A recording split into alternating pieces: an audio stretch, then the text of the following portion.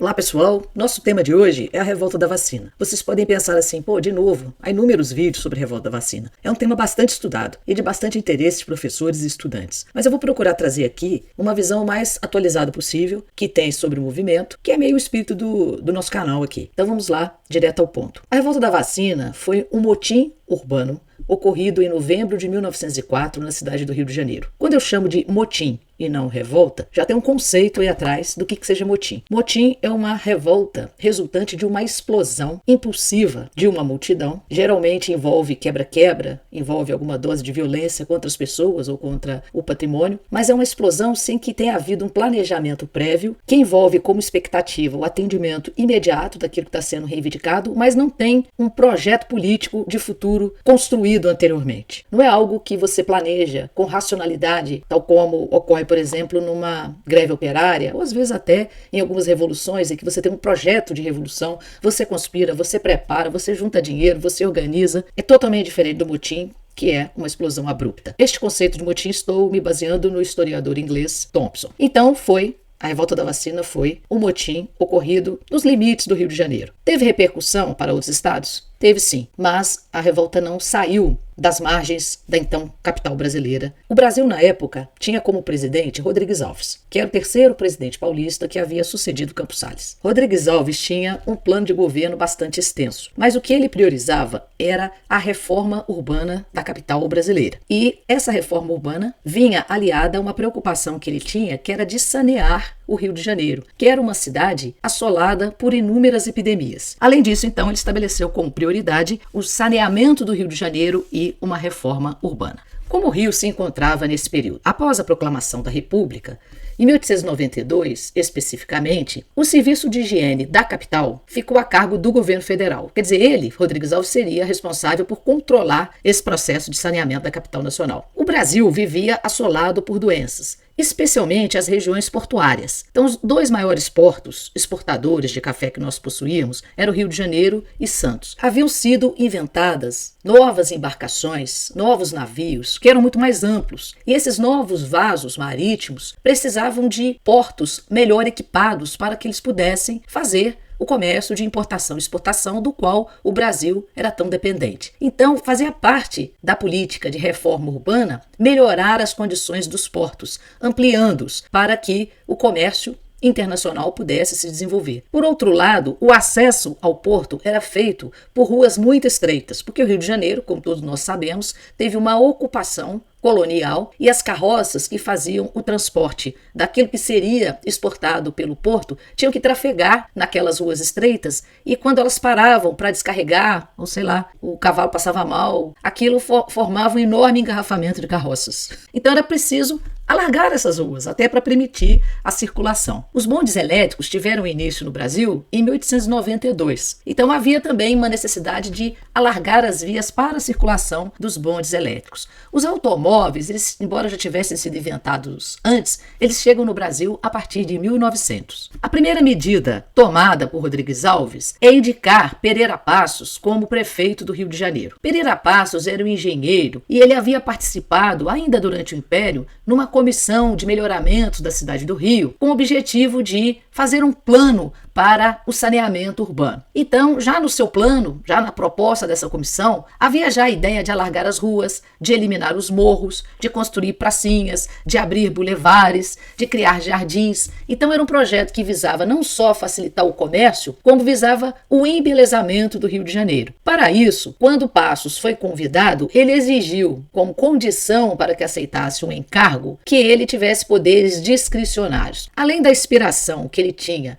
das reformas de Haussmann feitas em Paris, ele também se inspirava na reforma urbana que havia ocorrido em Lisboa e a reforma que também foi feita na Argentina. Para isso, eles teriam que alargar as avenidas e retirar os morros. Por que retirar os morros? Porque predominava, ao final do século XIX, a teoria miasmática, embora os avanços da bacteriologia já tivessem ocorrido na Europa. Mas no Brasil, entre os médicos, ainda predominava a ideia de que as doenças proviam da falta de circulação do ar. Como se queria alargar as ruas, até também para melhorar a circulação do ar, era preciso desapropriar e expulsar os moradores. Claro que o número de desabrigados envolvia milhares de pessoas e não houve um planejamento de realocação desses moradores. Uma das reformas mais importantes seria abrir uma grande avenida que cortaria o coração da cidade, a chamada Avenida Central. A Avenida Central ligaria o porto ao centro e ela deveria abrigar prédios destinados à cultura e ao lazer, além de bancos e importantes casas comerciais.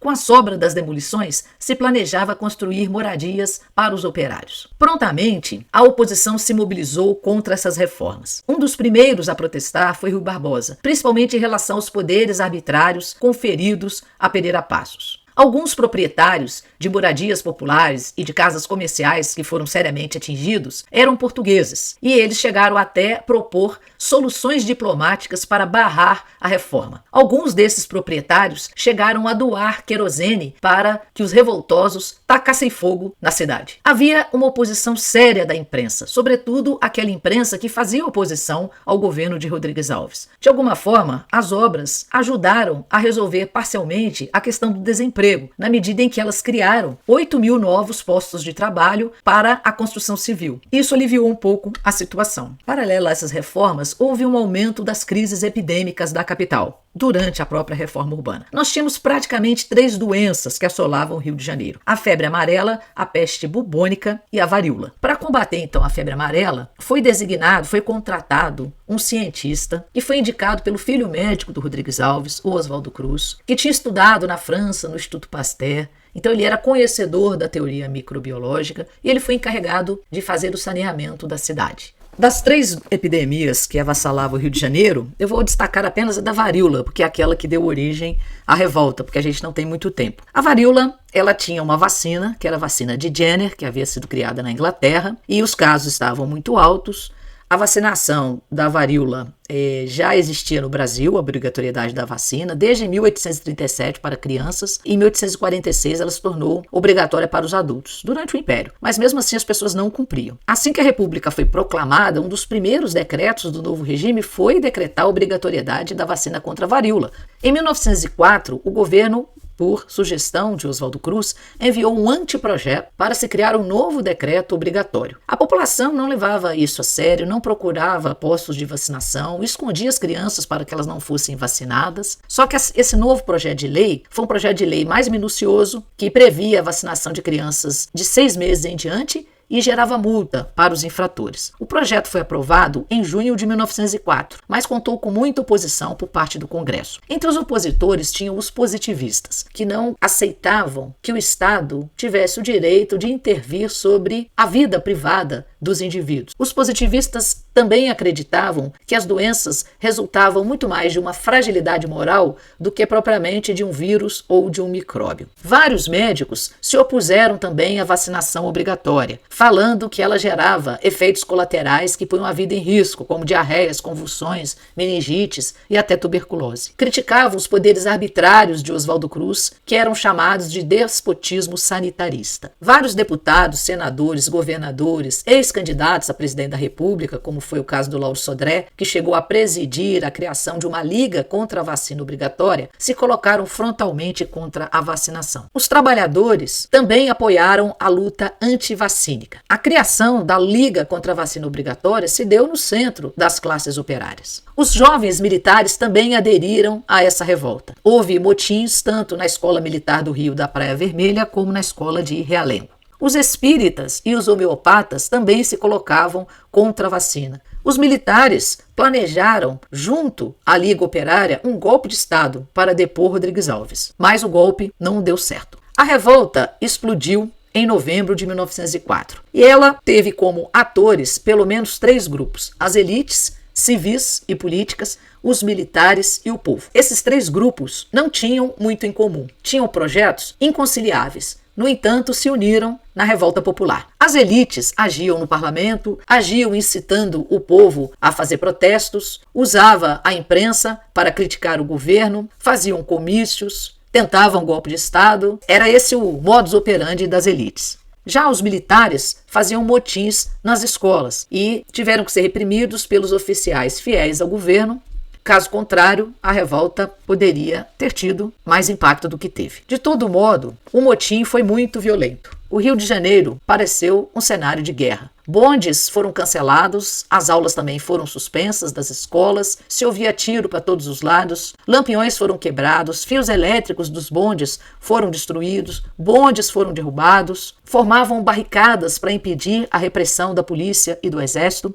A revolta foi se espalhando por vários bairros do Rio, como a Lapa, Praça 11, Estácio, Lago do Machado, Laranjeiras, Jardim Botânico, Saúde, Catumbi. O centro do Rio é onde havia o maior número de revoltas. Surgiram pelo menos duas lideranças populares. Um deles foi um capoeira e estivador chamado Prata Preta, que ele pegou uma carroça, tombou uma carroça, colocou um poste no meio da carroça para fingir que era um canhão. Essa ideia é boa, né? O outro foi uma liderança popular de nome Manduca, que era um malandro de extensa ficha policial, que ele fez uma barricada tão grande ali na Rua Camerino, no Largo da Harmonia, que ficou conhecida como Porto Arthur, em alusão à fortaleza da guerra entre russos e japoneses, que era muito falado. O governo reagiu prontamente, decretando o estado de sítio no dia 16 de novembro em todo o Distrito Federal, inclusive para conter a revolta para que ela não saísse do Rio de Janeiro. Censurou o telégrafo para evitar que também se espalhasse a proposta. Foram tomadas providências para proteger militarmente o Palácio do Catete, onde ficava o presidente da República. A Marinha posicionou o navio de guerra Deodoro com canhões apontados para os revoltosos e 2 lanchas de artilharia estavam lá em prontidão. Forças do Exército auxiliaram a polícia na repressão. Várias pessoas foram presas, as escolas militares foram fechadas e, com o tempo, o governo conseguiu controlar a revolta e vencer, pondo fim à revolta da vacina. Assim que a revolta teve fim, Rui Barbosa prontamente apresentou um projeto de anistia que beneficiou diretamente os políticos envolvidos e os militares, mas não o povo. A maioria do povo ou foi presa ou foi exilada para o Acre ou para a Ilha das Cobras, onde havia um calabouço em que vários presos foram para lá. A gente não tem uma conta do número de mortes nem do número de presos, porque as fontes não são suficientes para nos dar segurança sobre isso. O projeto de anistia foi votado em 30 de agosto, apenas 5 deputados votaram contra e todo mundo foi anistiado. Espero que vocês tenham gostado do vídeo. Sextou.